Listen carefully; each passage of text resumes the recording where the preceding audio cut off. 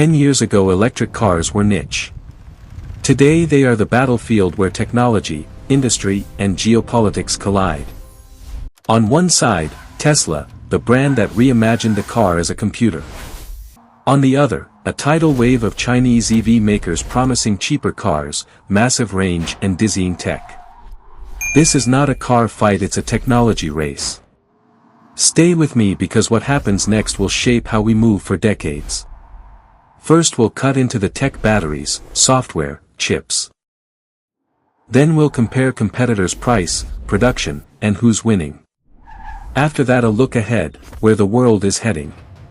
Finally, the China story, scale, supply chains, tariffs, and why the West is worried. Section 1: Technology. The heart of the new car war. At the center of every EV are three pillars: the battery pack, how far you go, the power electronics and motors, how you use that energy, and software, how the car thinks. The car is increasingly a rolling data center, and the company that masters these three wins. Batteries are the bottleneck and advantage. China ramped huge cell factories over the last decade. Most of the world's large-scale cell production is now in China. That scale drives price declines and gives Chinese firms leverage in the global supply chain. High-performance chips power autonomy, battery management and infotainment. That's why chips are now a strategic good.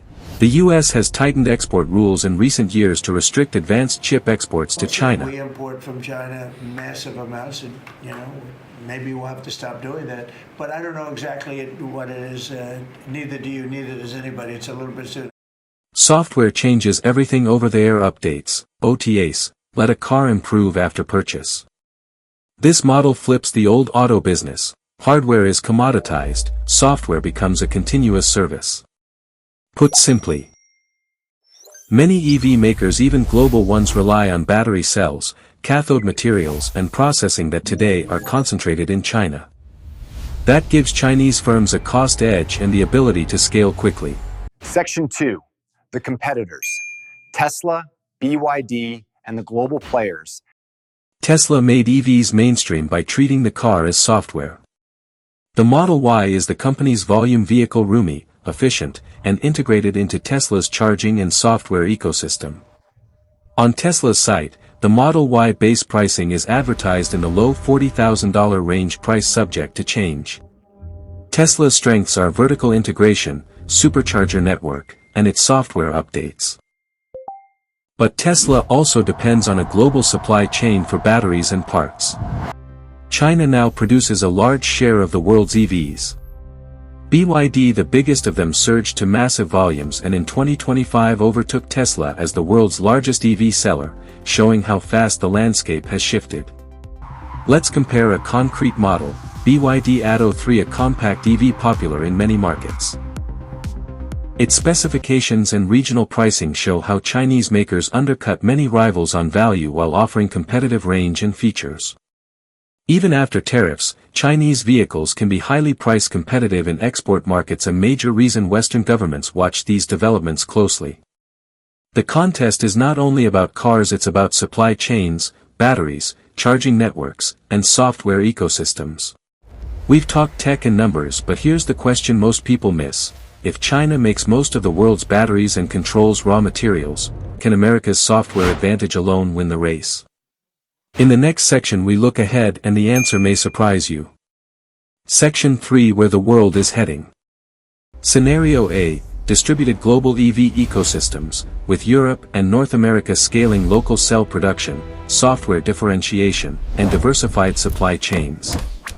Scenario B: a China-centered supply chain where cost leadership and scale keep Chinese EVs dominant internationally.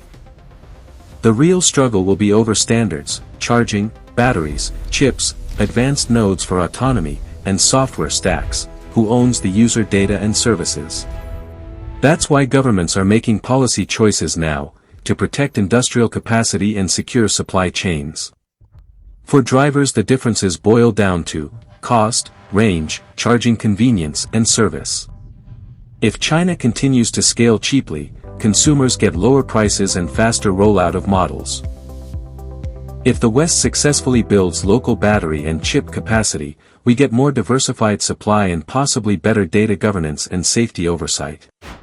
Section 4: The China Story. Scale, Exports, and Politics. China's manufacturing surge is real. Analysis shows that China produced the lion's share of global EVs in recent years, and Chinese companies now dominate cell production and many upstream materials. In response, the U.S. and allies have tightened export controls on advanced semiconductors and equipment to slow China's access to top-end chip making. Those measures aim to limit certain AI and advanced compute capabilities from accelerating military or strategic uses. BYD's surge overtaking Tesla in 2025 for global EV sales is a milestone that signals China's rise in scale and home market demand. Even Tesla imports battery cells and materials from China-based suppliers or manufacturers, with Chinese sites a pragmatic reality of a global supply chain. This race is neither fair nor final. Every country has the right to innovate, to build, and to sell. Policy and industry choices will shape who leads. If you care about price, expect cheaper cars. If you care about governance and supply security, expect nations to invest heavily to keep capacity at home. The technology war is underway, but the winner is not a single company, it's whoever builds resilient, cheap, and trusted systems for people to use every day. If you found this useful, hit like, subscribe, and ring the bell. Tell us in the comments.